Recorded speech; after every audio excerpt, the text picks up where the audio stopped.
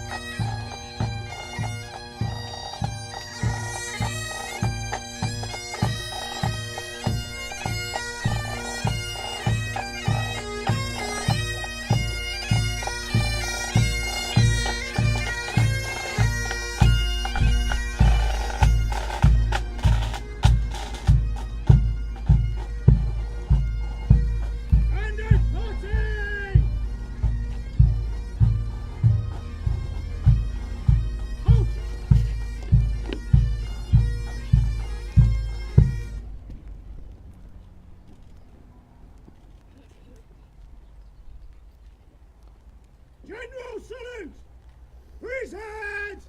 Arms!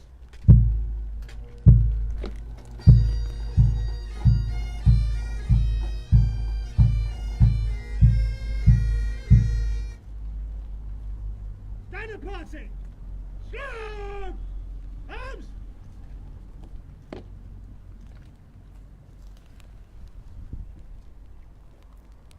Hooray! Standard! Hey!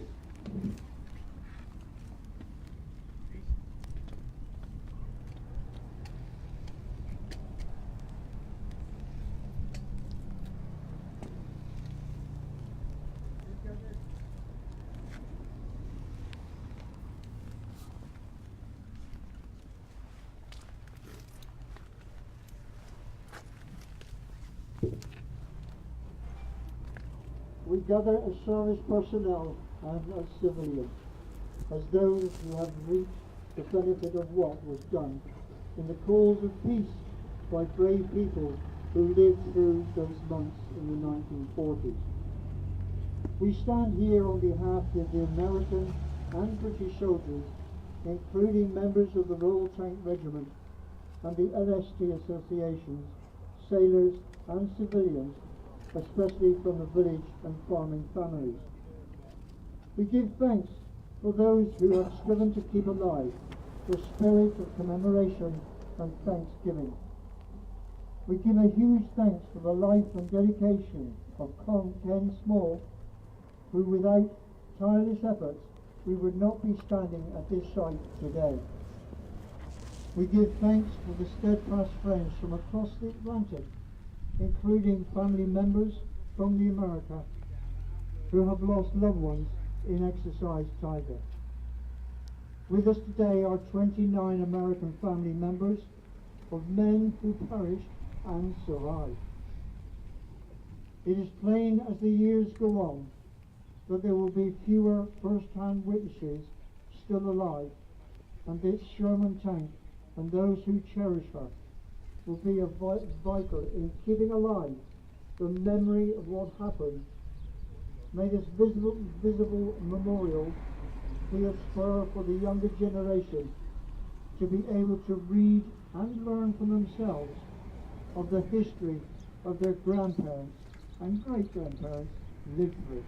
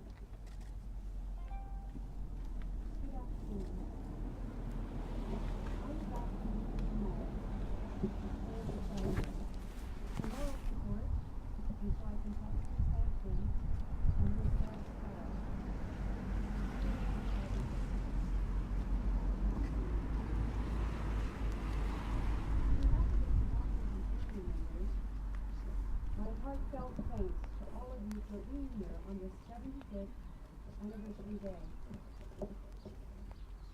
I would like to recognize the Royal Tank Regiment Association, who have faithfully held a memorial service each year.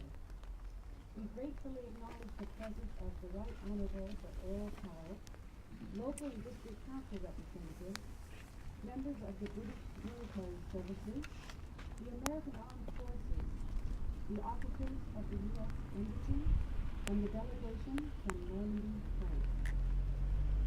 It is my honor to be here with 29 American family members, representing those who survived or were lost in exercise targets. Sadly, no veteran survivors could make the journey to be with us today due to their fragile health and advanced years. However, we choose to believe that on this solemn occasion, that they are with us in spirit. In November 1943, this area was ordered evacuated, and the local residents left their homes and farms for the cause of freedom.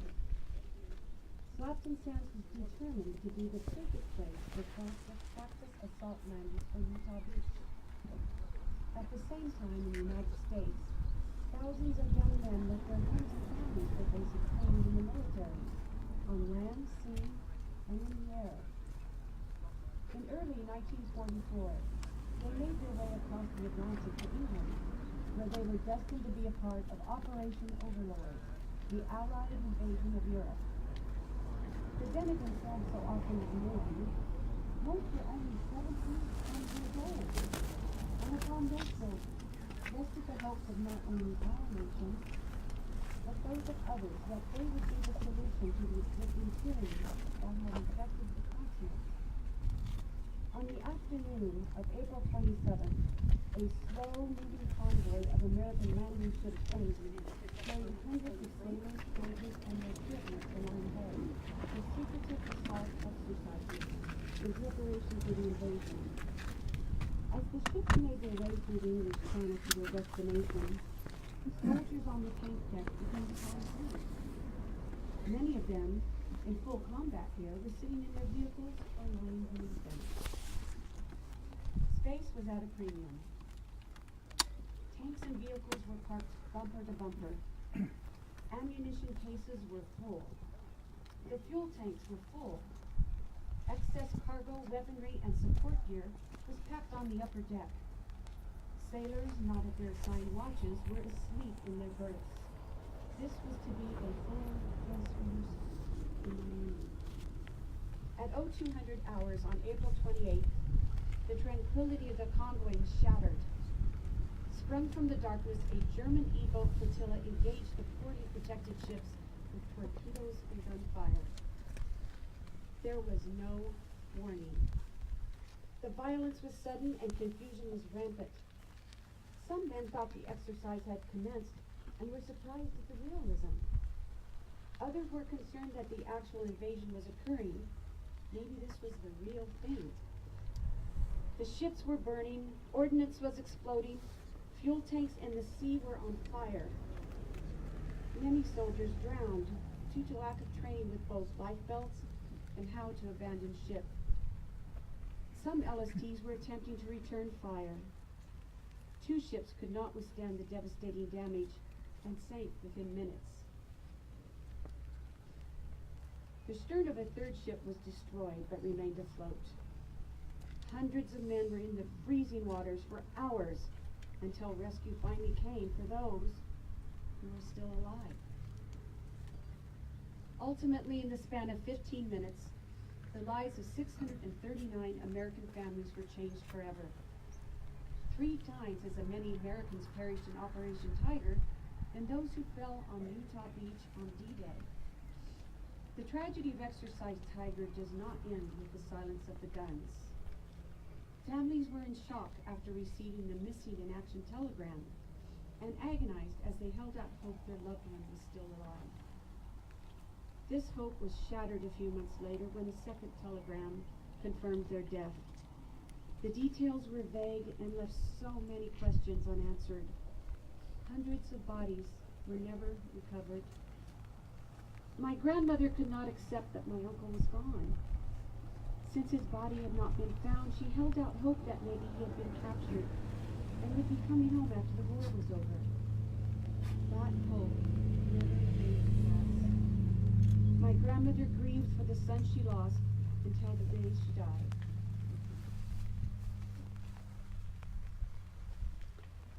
The depth of her pain was revealed to us when my aunt found a hidden box. Inside were letters she wrote to her son. They had been sent back, returned to sender, missing in action. We then discovered 3 letters addressed to my grandparents from my uncle that arrived after the notification. They had never been opened.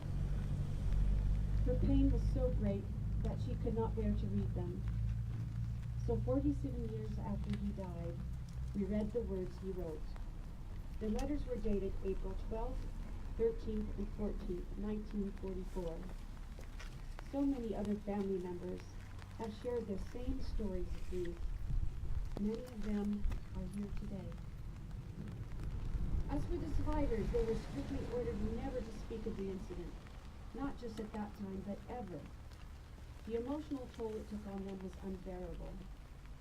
40 years later, slowly, they began to break their silence after Ken Small established this memorial. They came to see him, to share their stories, and to weep. Eventually, they began to speak on national television, and 50 years after the tragedy, the surviving families finally knew the true facts surrounding their loved one's death. Sadly, most of the parents of the men who died had already passed away. They never knew the details of how their sons died in the war.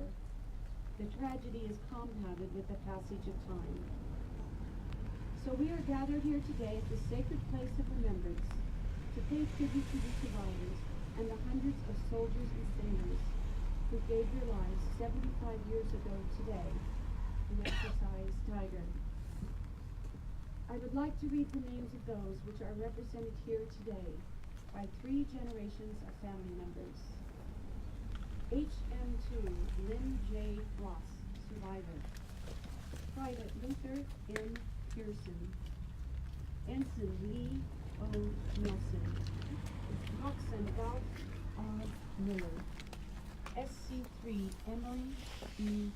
Marcus Jr. Private Michael Rance. Tech 5 Merle B. Humboldt. Tech 4 Otwin D. Hofer, survivor. Lieutenant John Hill, U.S. Naval Reserves. GM2 Felton Fitz. Private Marion E. Britt, survivor. Sergeant Lewis A. Bolton. Honorary mention to the oldest known survivor of LST 507, Sergeant Winfred C. Bolton, who passed away on February 24th of this year at the age of 100. And we recognize and give honor to the 110 men who died here on the beaches of Slapton Sands. We pay tribute to all who gave the ultimate sacrifice for our freedom. May they rest in eternal peace within the loving embrace of God.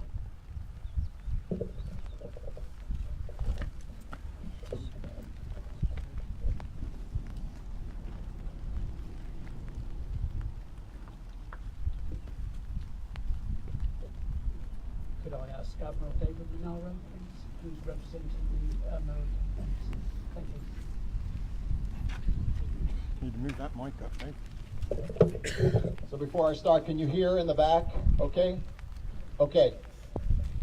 It's not because I'm so important, it's because of what we are here today is important, and I think you need to hear it. Right Honorable Hal, Commander Morris, Mr. Lefebvre, Mr. Millett, Mr. Dean Smalls, Dean, amazing. It's Laurie Boltman, of course, Captain Cowley, Brigadier Frazier, fellow Deacon, our dear veterans, their families, and our friends. Good afternoon to all. Special welcome to Cyclops Squadron, our partners from Canada. I see you over there as well. Thank you. Our color guard, our pipes and drum corps, and our bugler as well. Thank you all for being here. First, I'm sorry that Ambassador Johnson could not be here today, but you'll have to put up with an old Navy Admiral who really carries an enormous amount of pride for this truly once-in-a-lifetime opportunity to recognize the great sacrifice and bravery that occurred right here in these beautiful beaches 75 years ago. Maybe not so beautiful today because it's raining, but they were here under tough conditions. I only hope that I can measure up not only to the high level of my ambassador, but to the dignity that all of our veterans and those lost here at Slapton Sands truly deserve. I will endeavor to do my best. This is perhaps the greatest honor of my 30-year career. There simply is no higher honor. And to our veterans and their families, on behalf of all of us here, thank you from the bottom of our hearts for their bravery, your bravery and courage 75 years ago, and the pride that you bring to this wonderful ceremony today. I'm going to let a round of applause for that because they deserve it, please.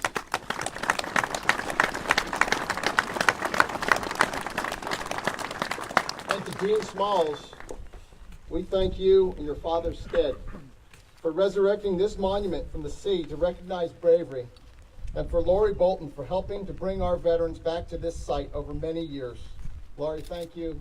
Dean, thank you. And I want to give you a round of applause too because you deserve it.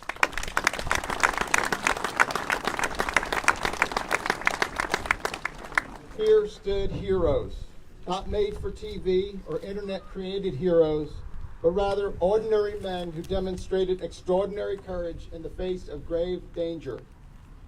Like any wartime situation, I'm sure they didn't quite know what they were getting into.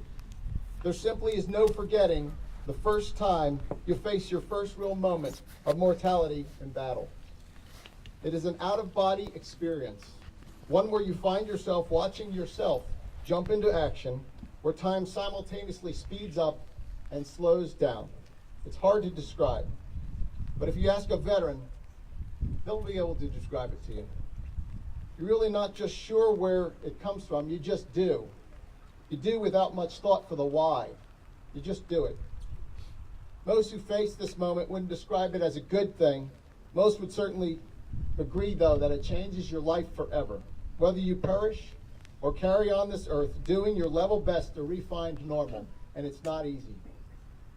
Ask any veteran again, and they will surely explain better than I. That is, if you can get them to bring themselves to tell you. It's tough.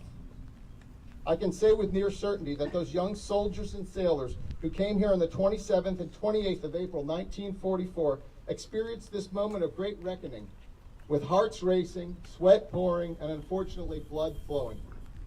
And I'm sure that there was some genuine fear involved, as fear is a necessary ingredient of bravery. And on these beaches, bravery abounded. They came here with no delusions of grandeur, no expectation of accolades, no notion that we would be here so many years later in front of this great memorial to recognize the important role they played in the greatest invasion that the world literally has ever seen. Without the bravery of these soldiers and sailors, without their complete dedication to a cause that they knew was bigger than their own lives, the successes realized that the beaches of Normandy simply would not have been possible. I was asked during one of the interviews, are you troubled that 6 times as many were lost here as were on the beaches of Utah, at the Operation Utah? And I said, you know, I believe that if this hadn't occurred, we may have seen 10 times the casualties at Utah. You have to stop and think about that. This is not easy business. The 749 Americans who lost their lives here perished under difficult circumstances, but war is never perfect, and the results are never pretty. But out of this imperfection emerges perfection of sheer courage.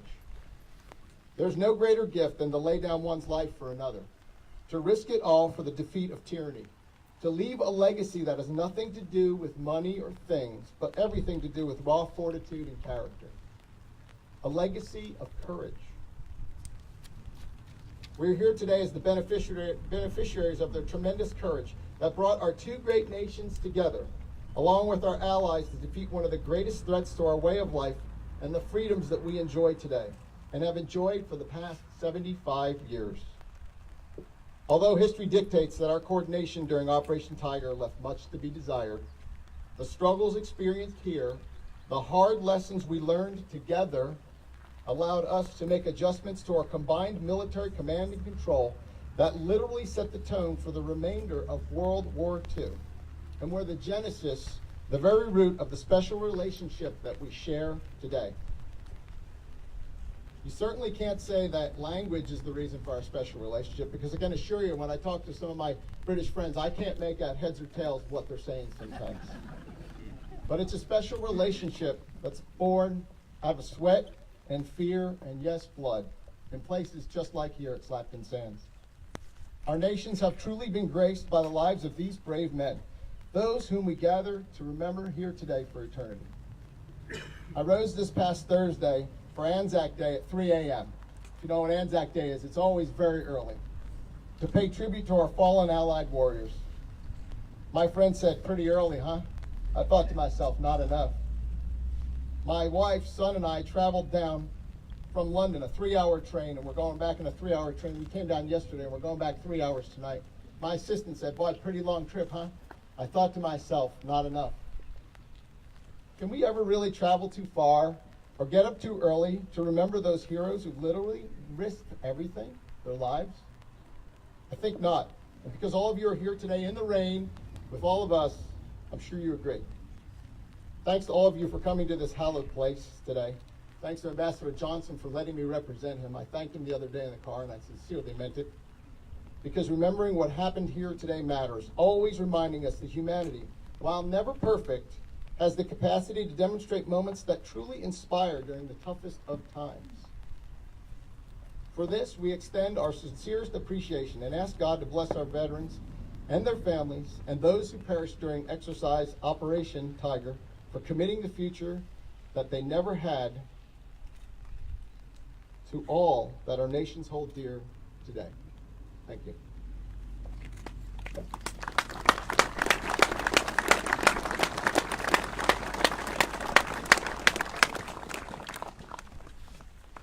Monsieur Marc Leveux, the President of the County Council of Le Mans.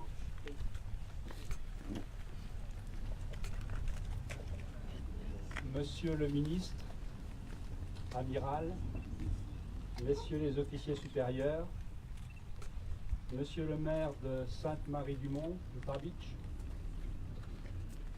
mesdames et messieurs les vétérans, familles de vétérans, mesdames et messieurs. It's an immense honor for me today to be standing before you, veterans, families of veterans, and in front of the monument of Slapton Sands. I am honored and proud to represent my country, France, and my region. As President of the Department of the Manche in Normandy, I belong to a region deeply affected by the battles of the liberation. Henri Millet, the mayor of Sainte-Marie-du-Mont, is also beside me today. As municipality, along with Utah Beach, was touched more than others by this event, and now all too well the price paid by the D-Day soldiers. 75 years after Operation Tiger and the tragedy at the Slapton Sands, we would like to pay tribute to all the soldiers who died here. We would also like to pay tribute to the inhabitants of Devon. These 3,000 people evacuated upon the order of the War Ministry at the end of 1943. Most of them had never left their village or their homes. They were given 6 weeks to prepare for their departure and to live without having any idea of how long this forced exile would last. Everything had to disappear, from animals to farming machines, as well as household items.